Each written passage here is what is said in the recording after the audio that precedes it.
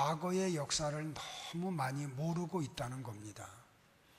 그래서 신사 참배의 문제가 올해 들어와서 일본 사회 안에서 큰 화두가 되었는데, 그게 왜 문제가 되는지, 그래서 우리나라 대학생들 또 청소년들에게 신사가 무엇인지 아냐고 물어봤더니 거의 90% 이상의 청소년들이 신사가 무엇인지를 전혀 모른다고 그 인터뷰하는 내용을 보고 우리 사회가, 교육계가 충격을 받은 적이 있습니다. 어젠가 그제 또 다른 어떤 또 이슈를 가지고 우리 길거리에 나가서 기자들이 인터뷰를 하는 장면이 뉴스 시간에 나왔는데, 우길 승천기를 통한 어떤 디자인된 그 옷들과 어떤 그런 디자인된 그 모습을 보면서 우리 청소년들에게 인터뷰하는 걸 텔레비전 뉴스를 통해서 보았습니다. 어떻게 생각하느냐고. 근데 정말로 충격적으로 많은 청소년들이 참 보기 좋다고, 디자인적으로 볼 때 정말 사람들의 눈을 띄게 한다고 하는 이런 보도를 들으면서, 역사가 만약에 반복된다고 하면 우리나라의 미래 앞에 또 닥칠 그 어두움을 우리가 좀 이렇게 보기도 합니다. 우리가 과거를 기억하는 이유는 미래를 내다보는 소망을 얻기 위한 게 있음을 우리는 너무나도 잘 압니다. 저는 설교자로 한 설교자를 만나는 걸 좋아합니다. 특별히 설교의 대가를 만나고 그분과 교제를 하고 그분을 통해서 교훈을 받는 걸 즐거워합니다. 제가 한 설교자로 또 설교에 대한 또 나름대로 개인적 욕심이 있는 사람으로 제가 특별히 좋아하는 설교자 가운데 한 분은 아더 핑크라고 하는 목사님입니다. 근데 이분이 무슨 말씀을 했냐면, 성도들이 쓸데없는 말은 잘 기억하면서 꼭 기억해야 할 것을 기억하지 못하는 삶을 살고 있다라는 말을 했습니다. 우리는 지나온 과거를 뒤돌아보면서 그렇게 중요하지 않은 것, 그렇게 꼭 기억하지 않아야 될 것들을 너무 기억 속에 가두고 있는 분들이 너무 많습니다. 그래서 그 기억의 상처가 자기의 삶을 왜곡하고 자존감을 떨어뜨려서 삶의 현장에서 아무것도 않는 일들이 아픔이 되고, 그것으로 인해서 또 신음하는 삶을 사는 사람들을 얼마나 많이 보는지 모릅니다. 오늘 본문의 내용은 신명기 8장 1절부터 10절까지의 내용입니다. 신명기를 가리켜서 어떤 신학자는 별명을 붙이기를 제명기다라고 별명을 붙입니다. 무슨 말인고 하니, 이 신명기는 하나님이 이스라엘 백성들에게 반복해서 명령하는 것들로 가득 찬 책이라는 뜻입니다. 그러면 왜 하나님은 여러 가지 중요한 사건을 반복해서 이스라엘 백성들에게 말씀하고 또 명령을 하실까요? 그것은 이 내용을 잊지 말고 단단히 기억하라는 뜻이 내포되어 있습니다. 여기 기억하라 라고 하는 말은 마음에 새겨라 라고 하는 뜻도 가지고 있습니다. 특별히 오늘 우리가 보았던 이 본문에서 하나님은 2절과 18절에서 두 번에 걸쳐 아주 중요한 이야기를 하시는데, 그것은 기억하라 라고 하는 말이 두 번 반복해서 나옵니다. 2절에서는 이 40년 동안 네게 광야 길을 걷게 하신 것을 기억하라.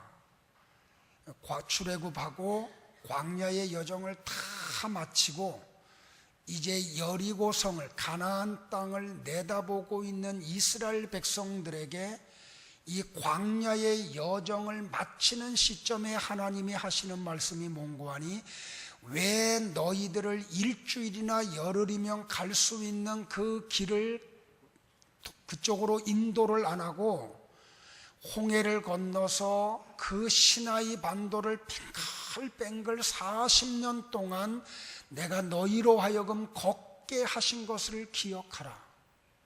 그리고 18절에서는 네 하나님 여호와를 기억하라. 오늘 기억하라라고 하는 말이 아주 강조하며 두 번에 걸쳐서 말씀을 하고 있습니다. 그래서 오늘 저는 이 본문을 중심으로 해서 광야길을 걷게 하신 것을 기억하라 라는 말씀으로 말씀을 대언할 때 오늘 나와 여러분에게 많은 교훈이 되고 깨달음이 되고 또한 삶의 미래를 내다보는 나침판이 되는 시간이 되기를 주의 이름으로 권고를 드립니다. 성도 여러분들, 하나님이 이스라엘 백성들을 사랑할까요? 애굽 사람들을 사랑할까요? 하나님이 이스라엘 백성들을 사랑할까요? 바벨론 사람들을 사랑할까요? 하나님이 이스라엘 사람들을 사랑할까요? 아수르 사람들을 사랑할까요? 대답할 때까지 제가 물어볼 거예요. 하나님이 이스라엘 사람들을 사랑하실까요? 블레셋 사람들을 사랑하실까요? 하나님이 이스라엘 사람들을 사랑하실까요? 모압 사람들을 사랑하실까요? 하나님이 구원받은 여러분을 사랑하실까요? 구원하지 않는 다른 사람들을 사랑하실까요? 하나님이 여러분을 사랑할까요? 아니면은 저 북한에 있는 사람들을 사랑할까요?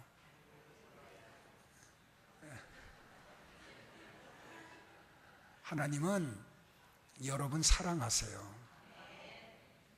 근데 하나님이 그렇게 사랑하는 이스라엘 백성들을 그 일주일이면 갈 수 있는 그 짧은 여정으로 가이드를 하지 아니하시고 거칠은 땅, 정갈이 있는 땅, 불뱀이 있는 땅, 샘물 하나 없는 땅, 곡식 하나 나지 않는 땅 광야로 내어 밀어서 40년을 뱅글뱅글 돌리세요. 광야는 소망이 없는 땅이에요. 광야에는 즐거움이 없는 땅이에요. 광야에는 낙이 없어요. 그럼에도 불구하고 하나님이 이스라엘 백성들을 광야로 내어 밀어서 40년을 걷게 해요. 이유 없이 하셨을까요?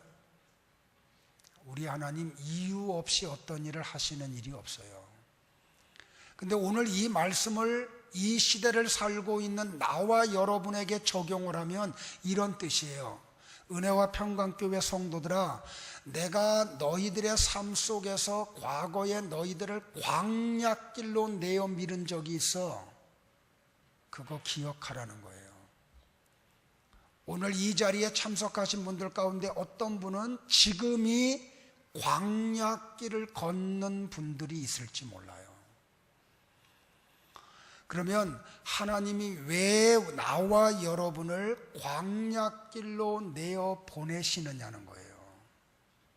여기에 이 말씀을 보면 이스라엘 백성들이 자원해서 광야로 들어간 게 아니에요. 그들이 너무너무 광야길이 걷고 싶어서 즐거워서 우리가 광야로 갈게요 하나님, 우리를 광야로 보내주세요 하고 광야로 간 게 아니에요.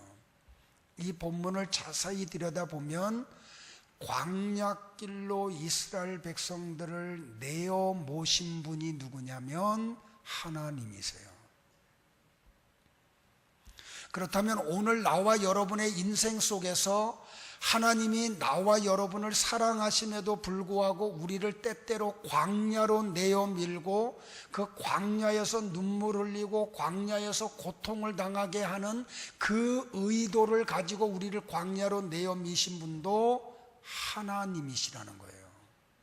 사랑하심에도 불구하고 우리가 미워서가 아니고 이놈들 한번 혼나게 당해봐라 이런 뜻에서가 아니고 하나님이 나와 여러분을 광야길로 내어 보내셨다는 거예요. 출애굽기서에 보면은 출애굽기 3장 7절과 8절에서 수요 예배 때 한번 자세하게 설교했던 기억이 나요. 거기에 보면 어떤 내용이 나오면 이런 내용이 나와요. 내가 너희들이 애굽에서 고통당하는 걸 내가 다 보았다고. 그리고 너희들이 그 고통 속에서 부르짖는 소리를 내가 다 들었다고. 너희들이 얼마나 지금 애굽에서 힘들게 사는지 내가 다 안다고. 그 하나님은 오늘도 나와 여러분의 삶의 영역에서 이루어지는 그 모든 것을 보고 계시고, 그리고 우리의 신음하는 소리, 기도의 소리를 듣고 계시고, 우리가 얼마나 어려운 가운데 살고 있는지를 보고 계시는 하나님이세요. 근데 그 하나님, 보고 계시고 듣고 계시고 알고 계시는 하나님은 그냥 저 하늘에서 그냥 보기만 하시고 듣기만 하시고 아시고만 하시는 그런 하나님이 아니시고, 이스라엘 백성들이 고통당하는 애굽 땅으로 내려오신 하나님이에요. 그 하나님이 내려오셔서 무슨 일을 하시냐면 그들을 애굽인의 손에서 건져내시는 하나님이에요. 그리고 그들을 하나님이 인도하시는 분이에요. 어디로? 적과 꿀이 흐르는 가나안 땅으로 데려가기 위해서 인도하시는 하나님이세요. 성도 여러분들, 우리가 흔들림 없이 믿어야 될 게 뭐냐면 하나님은 나와 여러분의 삶을 보고 계시다는 거예요. 우리가 신음하는 소리를 들으실 뿐만 아니라 너무너무 힘들어가지고 하나님 앞에 와서 울부짖는 기도의 소리를 들으시는 하나님이세요. 미처 내 주변에 가까운 사람들도 알지 못하는 내 형편을 하나님은 알고 계시는 분이에요. 그리고 그 하나님은 나의 삶의 영역으로 내려오셔서 함께 하시는 하나님이에요. 그러니까 하나님은 어떤 분이냐면 나의 삶의 영역에서 내가 당하는 모든 고통을 다 같이 겪으시는 하나님, 그리고 우리를 그 고난의 현장에서 건져주시기를 원하는 하나님, 그리고 우리를 그 하나님이 약속한 그 아름다운 땅, 그 땅으로 인도하시는 하나님. 그냥 인도만 하는 게 아니라 아예 우리를 데리고 이렇게 떠다가 그 땅에다가 우리를 갖다가 데려놓기를 원하시는 하나님, 믿으시기를 주의 이름으로 축원해요.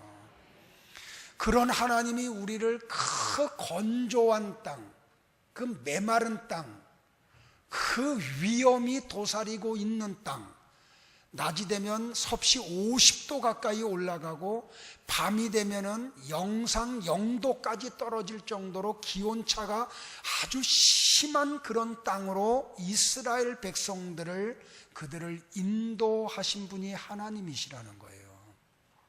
왜요, 여러분들? 왜 하나님이 우리를 그렇게 하시느냐는 거예요. 잠언 기자가 잠언 16장 9절에서 말하기를 뭐라고 고백을 하냐면 이렇게 고백을 해요. 사람이 마음으로 자기의 길을 계획할지라도 그의 걸음을 인도하시는 이는 여호와라고요. 그러면 오늘 나의 삶의 영역 속에 나타나고 있는 것은 내 계획이 아니라는 거예요. 내가 의도하고 여기에 온 게 아니라는 거예요. 내 삶의 배후에 계시고 함께 하시는 하나님이 나를 여기까지 지금 인도해 오셨다는 거예요. 아파요? 너무 그냥 가슴이 애려요, 여러분들. 아유, 하나님이 정말 나를 사랑하시고 나를 당신의 자녀 삼기 위해서 독생자를 사람의 몸을 입고 이 땅에 보내서 십자가에 죽이면서까지 나를 사랑하신 그 하나님이 사랑한다고 하면서 왜 그러냐는 거죠. 오늘 이 본문을 통해서 우리가 이 비밀을 알지 못하면 우리는 광야에서 벗어날 수도 없고, 벗어났다고 해도 또 들어갈 수밖에 없고, 이 광야를 우리는 즐거움의 영역으로 만들 수가 없어요. 네 가지 이유가 있어요. 여러분들 잊지 말고 꼭 기억하고 또 잊어버리지 마세요. 수요 예배 때 강해 설교를 하는데 이렇게 물어보면 어쩌면 그렇게 한 주도 안 됐는데 다 까맣게 잊어버리고 오시는지 몰라. 좀 기억하기를 바랍니다. 자, 옆 사람들, 에어컨 내가 좀 줄이려고 했는데 안 되겠어요. 이 가운데도 주무시는 분이 계시니까, 이 환경에서도. 자, 옆 사람들, 우리 잠을 한번 깨우고 들어가지 말라고 한번 교제해요. 기억하기를 바랍니다. 자, 첫째 이유입니다. 우리 꼭 발견하기를 바래요. 첫째 이유는 왜 하나님이 이스라엘 백성들을 광야길로 걷게 하셨냐는 거예요. 그 이유는 그들을 낮추시기 위해서 그랬대요. 그러면 오늘 나와 여러분을 광야길로 내어 모르시는 하나님의 첫 번째 의도가 뭐냐면, 우리에게 그 나타날 교만의 씨앗을 뿌리 뽑으려고, 낮추시려고 하나님이 나와 여러분을 광야길로 내어 미신다는 거예요. 자, 오늘 본문 2절을 한번 다 같이 보겠어요. 자, 입술을 열어서 고백하기를 바랍니다. 시작. 내 하나님 여호와께서 이 40년 동안에 네게 광야길을 걷게 하신 것을 기억하라. 이는 너를 낮추시며. 여기까지만요. 예.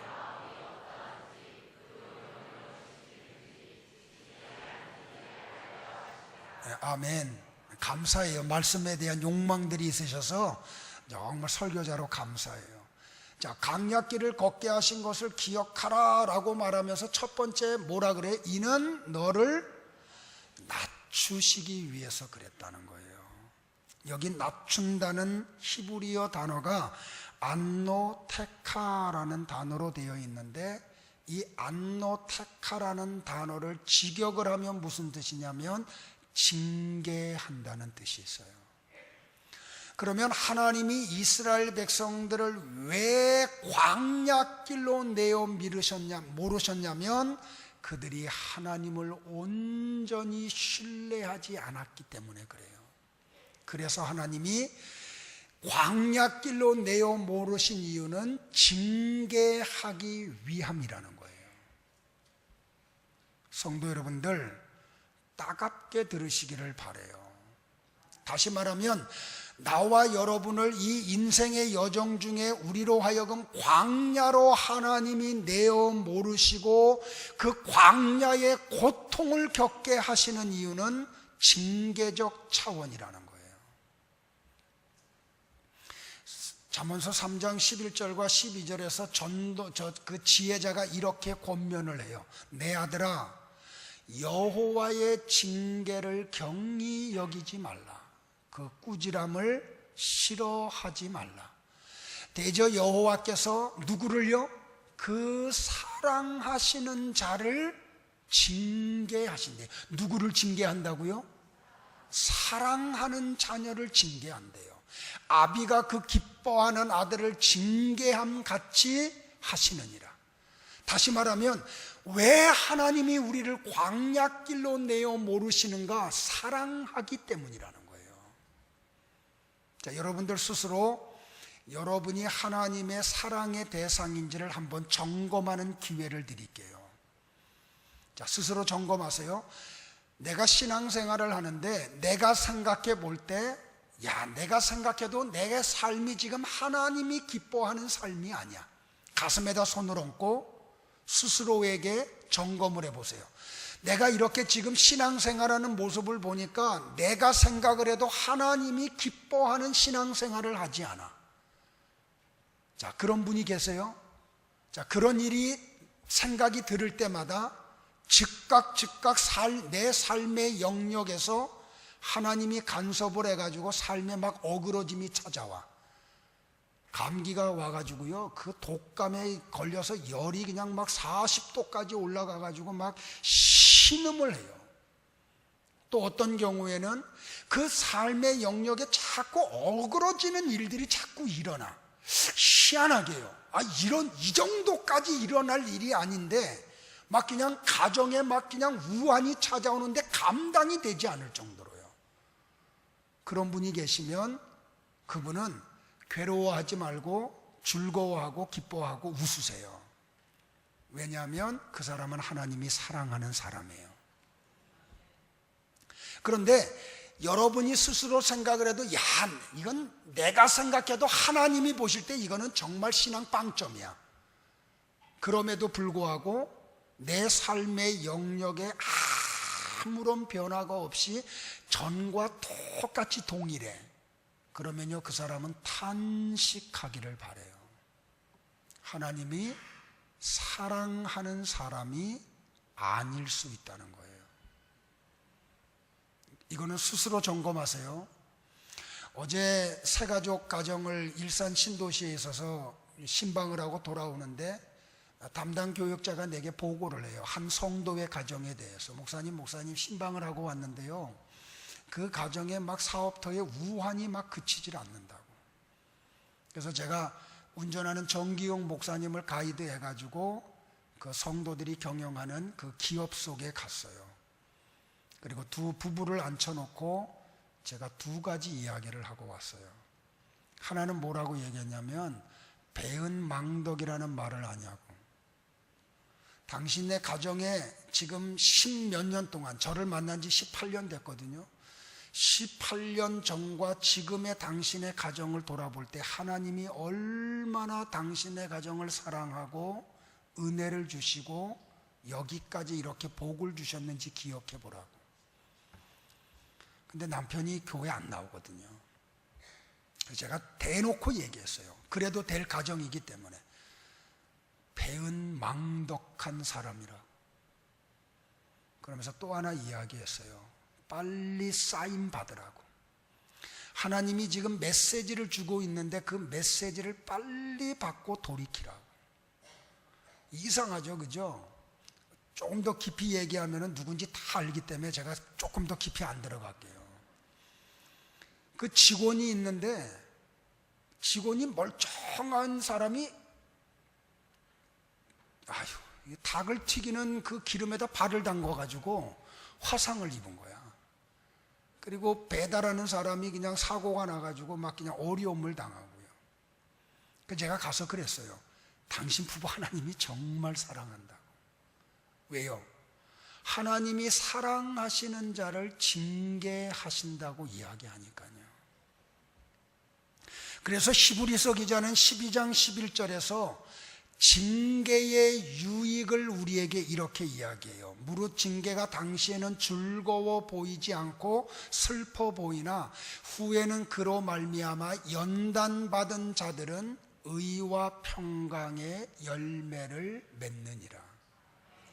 그러니까 징계가 있는 게 복이에요, 저주예요?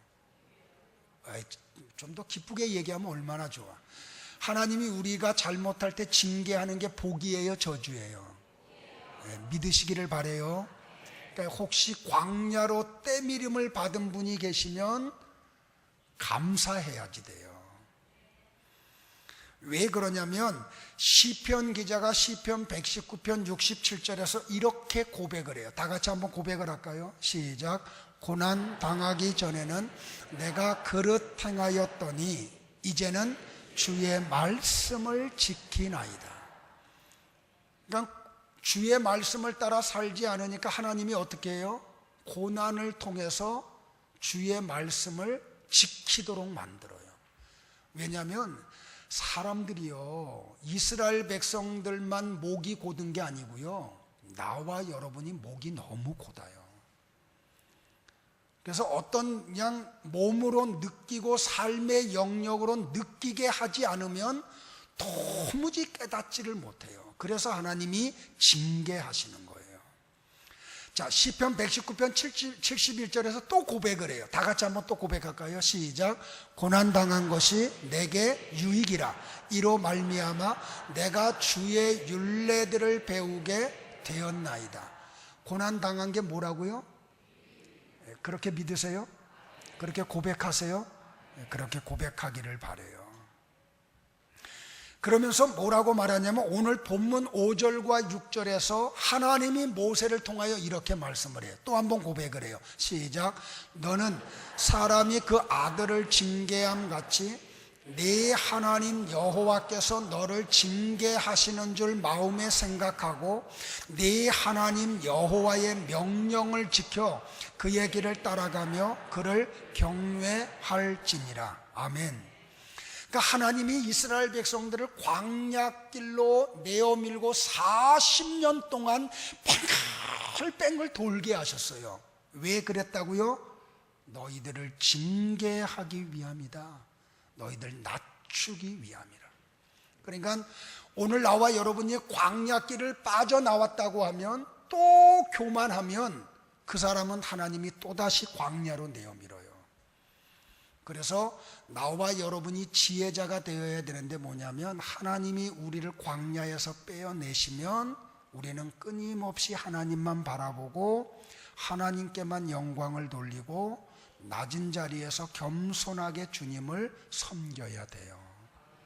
자, 두 번째, 하나님이 왜 이스라엘 백성들을 광야길로 내어 밀고 40년 동안 걷게 하셨느냐는 거예요. 자, 2절을 또 한번 볼까요? 시험하사까지만 보겠어요. 시작. 네 하나님 여호와께서 이 40년 동안에 네게 광야길을 걷게 하신 것을 기억하라. 이는 너를 낮추시며 너를 뭐 한다고요? 두 번째 하나님의 의도가 뭐냐면 우리의 믿음의 크기를 알고 싶으신 거예요. 자, 보세요. 이스라엘 백성들이 애굽에 내려가서 430년을 살다가 나와요. 나올 때 이스라엘 백성들이 한 일이 있어요, 없어요? 아무것도 없어요. 10가지 재앙을 내리신 분은 하나님이세요. 이 10가지 재앙이 애굽 백성들에게 내릴 때 이스라엘 백성들이 한 역할은 아무것도 없어요. 하나님이 다 하셨어요. 자, 애굽을 빠져나올 때 애굽 사람들에게 얼마나 하나님이 겁을 주셨는지 이스라엘 백성들이 애굽 사람들에게 가가지고 요구해. 너희들 금부치 내놔, 은부치 내놔 하면은 그들이 다 줬어요. 그래서 애굽을 나와요.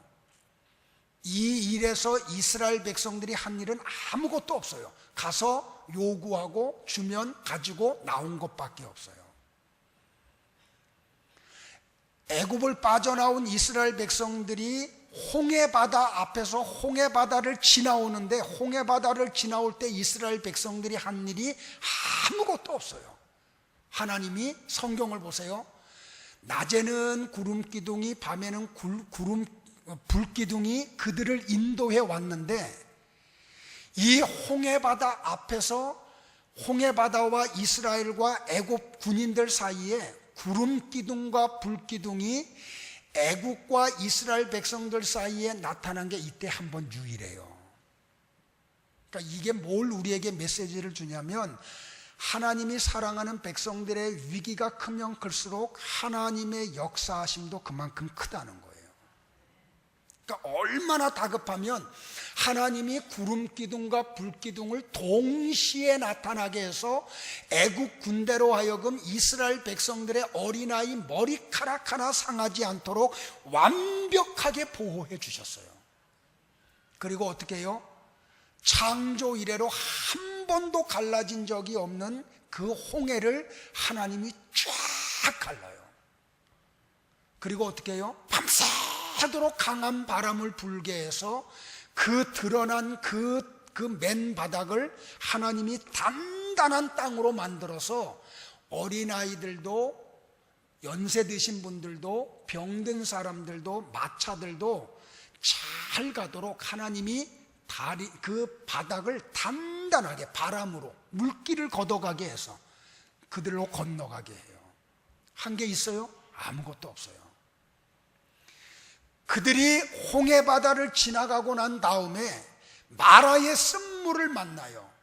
마라의 쓴물을 달개지게 하는데 이스라엘 백성들이 한 역할이 있어요, 없어요? 아무것도 없어요. 하나님이 다 달게 하셨어요.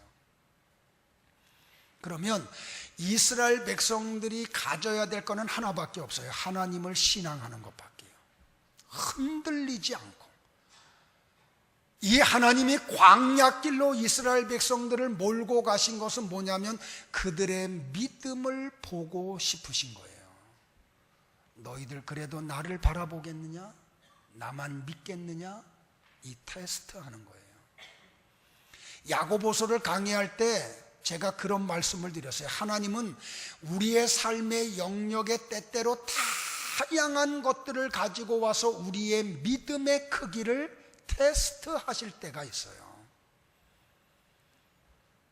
혹시 오늘 광야길을 걷고 계신 분들이 계시다고 하면 하나님이 여러분의 믿음을 보고 싶으신 거예요. 합격하기를 바라요. 흔들리지 마시기를 바라요. 여러분을 향한 하나님의 사랑에 대해서 의심하지 마세요. 혹 통장에 잔고가 없어도 하나님을 향한 믿음에 흔들림이 없기를 바라요. 몸에 어떤 건강이 망가졌어도 여러분을 향한 하나님의 사랑에 흔들림이 없기를 바라요. 세 번째, 하나님이 이스라엘 백성들을 광야길로 몰고 가신 이유가 있어요. 그건 뭐냐면 이스라엘 백성들로 하여금 신앙생활은 하나님의 말씀으로만 가능함을 알게 하기 위함이에요. 오늘 본문 3절을 한번 같이 또 고백을 할까요? 자, 고개 들고 고백을 합니다. 시작. 너를 낮추시며 너를 줄이게 하시며 또 너도 알지 못하며 네 조상들도 알지 못하던 만나를 네게 먹이신 것은 사람이 떡으로만 사는 것이 아니요 여호와의 입에서 나오는 모든 말씀으로 사는 줄을 네가 알게 하려 하심이니라. 할렐루야. 그러니까 하나님이 이스라엘 백성들을 광야로 내어 밀었는데요, 여기서 하나 우리 중요한 거 발견해야 돼요. 제가 이런 얘기하는데 고개 좀 드실래요? 하나님이 우리에게 어떤 문제를 주실 때는 대책 없이 주시는 분이 아니에요. 하나님은 언제나 우리에게 문제를 주실 때는 답을 가지고 계신 하나님이에요. 그 답을 가지고 계시면서 우리에게 문제를 줘요. 그러니까 광야로 이렇게 탁 내어 밀었는데 광야에는 뭐가 없어요? 물이 없어요. 거기는 농사 지을 수 있는 땅이 아니에요. 근데 그들이 물을 얻고 곡식을 얻으려고 하면 그들의 힘으로 안 되는 땅이 광야예요. 근데 하나님이 대책 없이 그들을 보낸 게 아니라 하나님은 대책을 다 가지고 계셔. 그리고 보내놓고 어떻게 해요? 40년 동안 만나를 내려주세요. 출애굽한 이스라엘 백성들의 숫자가 몇만 명이라고요? 60만 명이래요. 그 성경학자들에 의하면 이 60만 명은 장정들만 해당되는 숫자거든요. 그러니까 전체 인구를 이야기하면 약 150만 명에서 200만 명이래요. 저는 그래서 성경을 보면서 짓궂은 짓을 자주 해요. 자, 200만 명이 하루에 먹는 양이 얼마나 될까? 쌀로 따지면 이거 보통 양이 아니에요. 그러면서 또 이런 생각을 한번 했어요. 광야 40년 동안 걸어가는 동안 이스라엘 백성들 200만 명이 먹을 쌀을 첫날에 다 주셨다고 하면 이게 복일까 저주일까? 자, 여러분들 스스로 한번 답해 보세요. 40년 동안 먹을 곡식을 200만 명이 먹을 곡식을 출애굽한 첫날 홍해바다를 건너간 첫날 다 주셨어. 복이에요 저주예요? 자신들이 그 속에 뭐가 있냐면 여러분이 얼마나 악하냐면 그래도 첫째 날 다 주시면 좋겠다는 거예요. 우리가 그런 기도를 얼마나 많이 하는지 몰라요. 만약에 첫째 날 40년 동안 먹을 곡식을 다 주셨다고 하면 그거는 복이 아니에요. 그건 저주예요. 그걸 어디다가 보관할 거고, 그들이 한 곳에 머물러 있는 민족이 아니에요. 계속 움직여야 되잖아요. 움직일 때마다 보관 창고 지어야 되고 또 가면 헐어야 되고 또 가서 세워야 되고, 이걸 40년 동안 매일 한다고 해보세요. 이거 불가능한 일이에요. 그러니까 하나님이 얼마나 친절한 분이시냐면 당신의 창고에다 잘 보관하고 계시다가 그날 먹을 것만 딱딱 주셔. 이게 복이에요 저주예요? 그러니까 대답을 자신 있게 못하는 게 첫째 날 다 달라는 거야. 그래도 하나님, 내가 일생 동안 살 거 모든 거 오늘 다 주세요. 관리할 능력들도 없으면서요. 그런데 이 만나 사건을 통해서 하나님이 깨닫게 하시고자 하는 게 뭐냐면 이거예요. 신앙생활은 하나님의 말씀으로 사는 걸 알게 하기 위함이에요. 여러분들 이 고백이 일어납니까? 그러니까 광야는 전적으로 하나님을 의지하는 법을 배우는 장소예요. 왜냐하면 광야는 우리가 살 수 있는 조건을 하나도 갖고 있지 못하기 때문에요. 그러니까 어떤 외부의 도움이 없이는 광야에서는 살아갈 수가 없어요. 그게 이스라엘 백성들의 광야의 삶이에요. 그래서 설교자였던 포스트기라고 하는 설교자가 광야에 대해서 이런 정의를 내려요. 광야는 온전한 성도가 되기에 가장 적합한 최적의 장소다. 그래서 하나님이 나와 여러분을 광야로 보내세요. 뭐 하려고요? 우리로 하나님을 온전히 신앙하는 신앙인을 만들기 위해서요. 가나안 땅에서는 그게 안 돼요. 애굽에서도 그게 안 돼요. 광야에서만 가능해요. 그러니까 광야는 무엇을 먹을까, 무엇을 마실까, 무엇을 입을까를 걱정하기에 최적의 장소예요. 왜? 아무것도 없으니까. 사람은요, 자기의 인생을 스스로 설계하고 또 조절하기를 원해요. 그래서 사람들은 저마다 인생의 계획을 세워요. 저축을 하고 보험을 들고 자녀를 교육시키고 그리고 미래에 대한 설계를 해요. 그리고 그러면서 행복을 누려요. 그러나 광야는 이 모든 것이 이루어지지 않는 곳이에요. 광야에서는 우리가 어떤 걸 통제하고 계획 세울 수 있는 땅이 아니에요. 모든 것이 바깥에서 다 와야 돼요. 왜? 광야에는 은행도 없고 식료품 가게도 없고 진료할 병원도 없고 이마트도 없어요. 광야는 날마다 생계를 유지하고 목숨을 유지할 수 있는 장치가 전혀 없는 곳이 광야예요.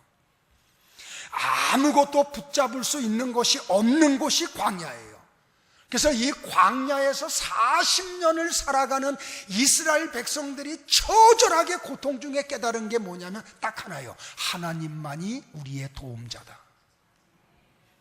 우리가 바라봐야 할 분은 하나님밖에는 계시지 않다. 하나님만이 우리가 의지해야 할 대상이다. 그게 광야예요. 그래서 하나님이 나와 여러분을 때때로 광야로 보내시는 이유가 뭐냐면 우리가 너무나 목이 고두기 때문에 이거 깨닫게 하시려고 우리를 광야로 내어 밀어요. 사람은요, 참 정말 똑같아요. 목사인 저도 마찬가지예요.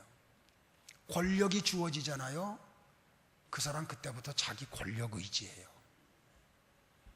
지식이 늘어나잖아요. 그러면 그때부터 자기 지식 의지예요. 재산 조금 늘어나잖아요. 그때부터요 통장에 잔고 보면서 그거 의지예요. 옆에 좀 유력자 있으면 그 유력자 의지예요.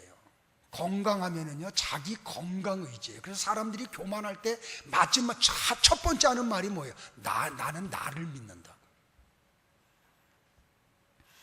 그러니까 어쩔 수 없어요. 누구나 사람이 다 똑같아. 나는 어떤 일이 있어도 하나님만 의지하겠습니다. 장담하는 사람도요 별 수 없더라는 거예요. 자기가 소유하고 있는 것을 의지한다는 거예요. 그래서 하나님이 우리가 이렇게 목이 고든 백성인 줄 알기 때문에 우리를 때때로 광야길로 우리를 몰고 가요. 그걸 통해서 뭘 깨닫게 하려고요? 하나님만 바라보고 하나님만 의지하게 만들려고요. 혹시 아직도 이 말씀이 동의가 안 되는 분들 계시면 용서하세요. 하나님이 조금 있다 여러분들 광야로 다 보낼 거예요. 그거 깨뜨리려고요. 그러니까 빨리 깨지는 게 은혜예요. 만약에 당신의 마음 한구석에 손톱만큼이라도 내가 이만큼 사는 것이 나의 능력 때문이라고 부모의 도움 때문이라고 하는 분이 계시다고 하면 그분은 무신론자예요. 주일이 되면 어김없이 성경 찬송 들고 교회 나와서 신앙 고백하고 찬송하고 아이들을 가르치고 찬양대하고 또 그렇게 할매도 불구하고 월급이 당신의 생명을 유지하는 어떤 그런 그 대상이라고 믿는다면 당신은 진정한 크리스찬이 아니에요. 하나님이 우리를 광야길로 내어 보내시는 이유는 딱 하나예요. 하나님의 말씀만이 우리를 먹이고 하나님만이 우리의 대상임을 알게 하기 위함이에요. 그러면 광야가 우리의 마지막 종착지인가요? 만약에 그렇다면 우리는 소망이 없잖아요. 광야는 과정이에요. 광야는 결코 우리가 가야 할 최종의 목적지가 아니에요. 이 광야를 통해서 하나님이 우리에게 주시고자 하는 게 있어요. 그게 몇 절에 나오냐면 7절, 8절, 9절, 10절에 나와요. 이 소망이에요. 비전이에요. 꿈이에요. 이게 복이에요. 자, 이 비전을 가지고 다 같이 한번 합독을 하겠어요. 7절부터 10절까지 시작. 내 하나님 여호와께서 너를 아름다운 땅에 이르게 하시나니 그곳은 골짜기든지 산지든지 시내와 분천과 샘이 흐르고 밀과 보리의 소산지요 포도와 무화과와 석류와 감람나무와 꿀의 소산지라. 네가 먹을 것에 모자람이 없고 네게 아무 부족함이 없는 땅이며 그 땅의 돌은 철이요 산에서는 동을 캘 것이라. 네가 먹어서 배부르고 네 하나님 여호와께서 옥토를 내게 주셨으므로 말미암아 그를 찬송하리라. 아멘. 믿으십니까? 하나님이 나와 여러분을 광야로 내어 모르시는 목적의 최종지가 바로 여기에요. 오늘 읽었던 이 내용이요. 그냥 7절부터 10절까지 읽으면 괜히 좋지 않아요? 가슴이 뭐가 좀 이렇게 좀 푸뭇해지지 않아요? 좀 표현 좀 해봐요. 이 7절부터 10절을 읽으면 여러분들 뭔가 좀 든든하고 풍요롭고 넉넉하고 자신이 있고 이거 감사하고 막 그러지 않겠어요? 7절부터 10절 또 읽어보세요. 한 번 더 읽어요. 다시요. 이게 잘 안 다가와서 그래요. 다가와서 다시 봅니다. 7절부터 믿음으로 보세요. 시작. 네 하나님 여호와께서 너를 아름다운 땅에 이르게 하시나니 그것은 골짜기든지 산지든지 시내와 분천과 샘이 흐르고 밀과 보리의 소산지요 포도와 무화과와 석류와 감람나무와 꿀의 소산지라. 네가 먹을 것이 없고 네게 아무 부족함이 없는 땅이며 그 땅의 돌은 철이요 산에서는 동을 캘 것이라. 네가 먹어서 배부르고 네 하나님 여호와께서 옥토를 네게 주셨으므로 말미암아 그를 찬송하리라. 아멘. 하나님이 곧 여러분에게 이거 예비하셨어요. 다 예비하시고 이제 끝날 때가 되면 곧 글로 들어가게 하실 거예요. 자, 그 다음이 중요해요. 요거 못해가지고요 수시로 광야 가는 사람이 많아. 요걸 몰라가지고요. 자, 광야에 자주 들어가기를 원하세요? 아니면 한 번 가고 끝나기를 원하세요? 한 번 가고 끝나는 게 낫죠, 그죠? 수시로 들어가면 안 되잖아요. 어떤 분은 수시로 가는 사람이 있어요. 목회하다 보니까 이 비밀을 몰라서 그래요. 자, 두 가지인데요. 첫째는 뭐냐면 하나님이 이스라엘 백성들을 애굽에서 건져내서 가나안 땅으로 인도하는 목적이 딱 하나예요. 뭐냐면 섬김을 받고 싶으세요. 그러니까 다시 광야로 돌아가지 않기를 원하면 하나님 섬기는 자리에서 내려오면 안 돼요. 하나님만 부지런히 섬겨야 돼요. 하나님이 조금 물질 줬다고 하나님 섬김이 흐트러지면 하나님이 다시 광야로 보내요. 자, 예전에 한번 실화를 가지고 예화를 들은 적이 있어요. 어떤 분이 예수 믿지 않는데 좀 살다가 너무 어려움을 당해가지고 자살하려고 마음을 먹어요. 그런데 참 하나님이 사랑하는 사람은 다르잖아요. 그죠? 자살하기 직전에 복음을 듣는 거예요. 그래서 이분이 무슨 생각을 하냐면 내가 죽기 전에 마지막 교회 한번 가자. 가야 할 곳이 많은데 절로 안 가고 다른 데로 안 가고 교회로 가는 게 하나님이 주신 마음이잖아요. 그래서 교회 왔어. 근데요, 참 놀라운 게 첫째 날 딱 도착을 해서 예배를 드리는데 설교하는데 첫 시간부터 마지막 시간까지 자기를 놓고 설교하는 거예요. 그러면서 회개가 터지고 믿음이 생기고 비전이 생긴 거예요. 그래서 이분이 그때부터 뭐 하냐면 예배라는 예배는 빠지지 않고 다 참석하는 거예요. 새벽부터 금요일 저녁까지 전 예배를. 그러면서 말씀의 교훈 받고 그리고 기도의 삶을 살아요. 그러면서 이분이 무슨 비전이 일어났냐면 하나님이 자기에게 새로운 꿈을 주시는 걸 발견을 해요. 그리고 기도를 해요. 사업에 아이템 달라고.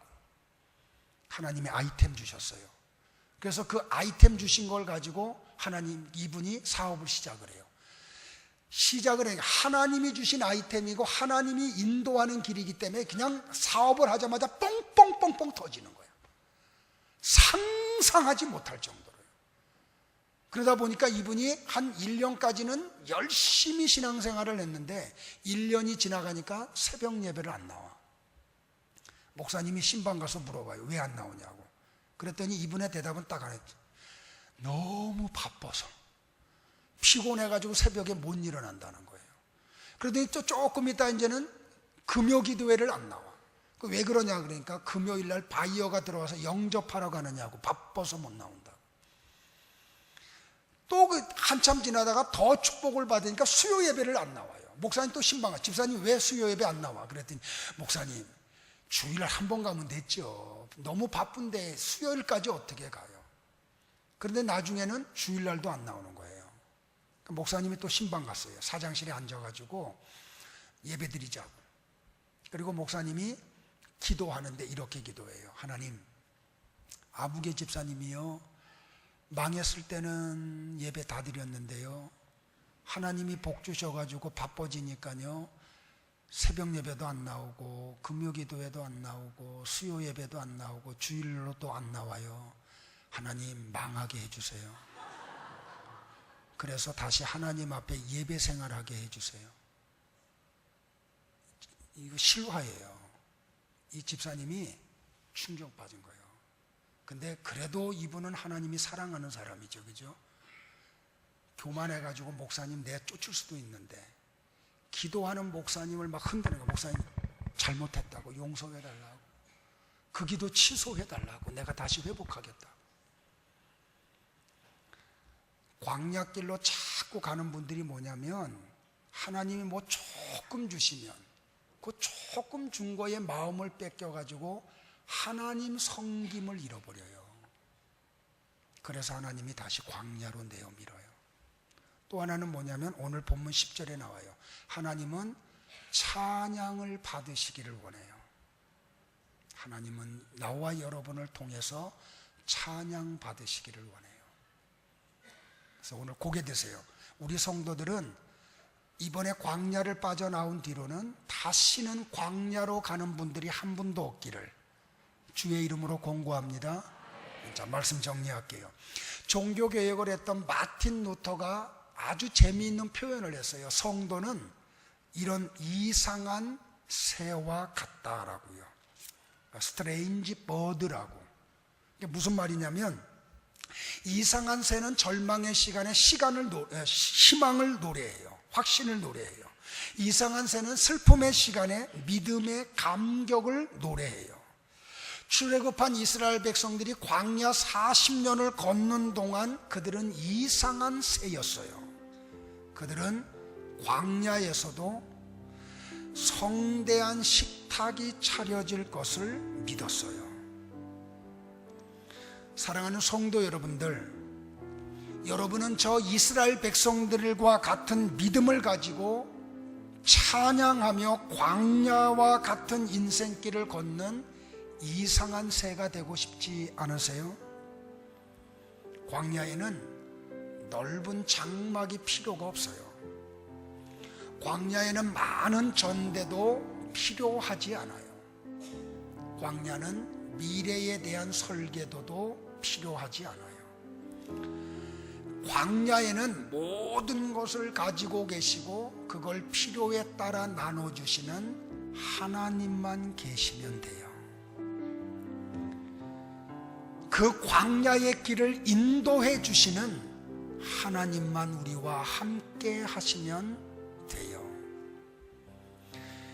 우리가 광야에서 하나님의 스케줄을 따라 받아야 할 훈련을 잘 소화하기를 바라요. 40년 동안 광야길을 걸었던 이스라엘 백성들에 대해서 하나님은 이렇게 표현해요. 너희들 한번 돌아보라고. 의복이 헤어지지 않고 발도 부르트지 않았다고. 하나님이 얼마나 신묘막측하신 분이신지 광야 40년 동안 두벌 옷이 필요하지 않도록 그들의 환경을 만들어 주셨다는 거예요. 광야가 눈물만 흘리는 곳이 아니에요. 오히려 그 광야의 환경이 하나님의 은혜를 더욱더 강하게 내려오게 하고 하나님과의 교제를 더 깊어지게 하는 장소예요. 우리가 걷는 이 광야길은 결코 낙원은 아니에요. 광야는 메마름이 있는 곳이고 고독함과 외로움이 있는 곳이에요. 불뱀이 있고 정갈이 있고 물이 없고 건조한 땅이에요. 분명히 이스라엘의 광야 나그네 길은 우리들의 순례 생활의 산 모습을 교훈하고 있어요. 이 광대하고 위험한 광야에는 분명히 결핍의 상황이 연속적으로 우리에게 찾아와요. 위험의 상황이 도처에 도사리고 있어요. 변화무쌍한 생활이 있는 곳이에요. 그럼에도 불구하고 애굽보다 나은 곳이 광야예요. 왜냐하면 하나님이 함께하는 곳이기 때문에, 하나님의 인도가 있는 곳이기 때문에. 오늘 찬양대의 찬양이 우리가 순례의 길을 걷는 우리 순례자들이에요. 이 믿음의 길을 걷는 게 얼마나 외로운지 몰라. 갈수록 더 외로울 거예요. 우리가 이 믿음을 가지고 이 땅을 걸어가는 게 얼마나 고독함의 세계가 될지 몰라요. 그리고 도처의 위험이 우리의 신앙의 길을 방해할지 몰라요. 그럼에도 불구하고 나와 여러분은 이 길을 끝까지 걷기를 바라요. 하나님만 바라보세요. 하나님의 손길을 체험하세요. 하나님이 우리의 믿음을 보고 싶어 하시고 우리로 하여금 말씀의 세계 속으로 들어오기를 원하세요. 그리고 우리에게는 하나님이 예비한 하나님의 도성이 기다리고 있어요. 이 세상의 그 어떤 것으로도 누릴 수 없는, 천국에 가면 우리가 상상했던 것과 비교할 수 없는 놀라운 것들이 예비되어 있어요. 이 믿음을 가지고 승리하기를 주의 이름으로 축원합니다. 기도하겠습니다. 하나님, 믿음의 세계 속에 들어오는 은혜 주심을 찬양합니다.